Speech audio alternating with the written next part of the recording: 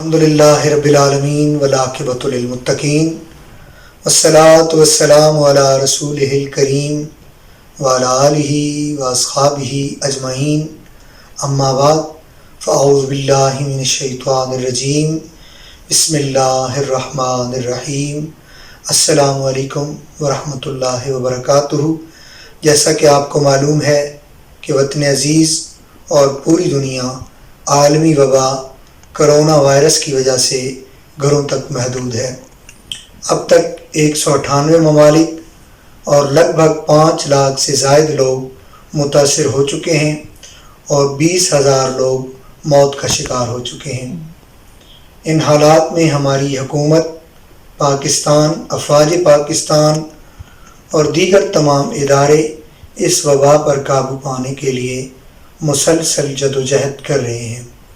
ہم سب کو چاہیے ہے کہ ہم ذمہ داری کا مظاہرہ کریں، حکومت پاکستان کی طرف سے دی گئی ہدایات پر سختی سے عمل کریں، غیر ضروری نقل و حرکت سے اجتناب کریں اور میل جول سے بھی اجتناب کریں، صفائی کا خاص خیال رکھیں، ہر وقت باوضو رہیں، گھروں میں محدود رہ کر ذکر اذکار، نماز، تلاوت قرآن اور بچوں کی اچھی تربیت میں مصروف رہیں۔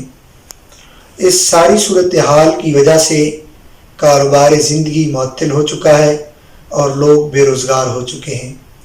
اس آزمائش کی گھڑی میں پاکستان انٹرنیشنل مشائخ کونسل، دیگر تمام علماء، مشائخ، ذمہ دار مذہبی اور فلاحی تنظیمیں لوگوں کی خدمت میں مصروف عمل ہیں۔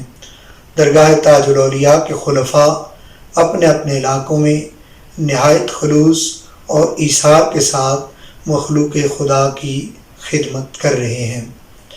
ان حالات میں سب آگے بڑھ کر غریبوں کو راشن فراہم کریں، بیماروں کو ادویات فراہم کریں اور مسکینوں کو کھانا کھلائیں۔ اللہ تعالی ہم سب کو ہر بلا، ہر وبا، ہر بیماری سے محفوظ رکھے۔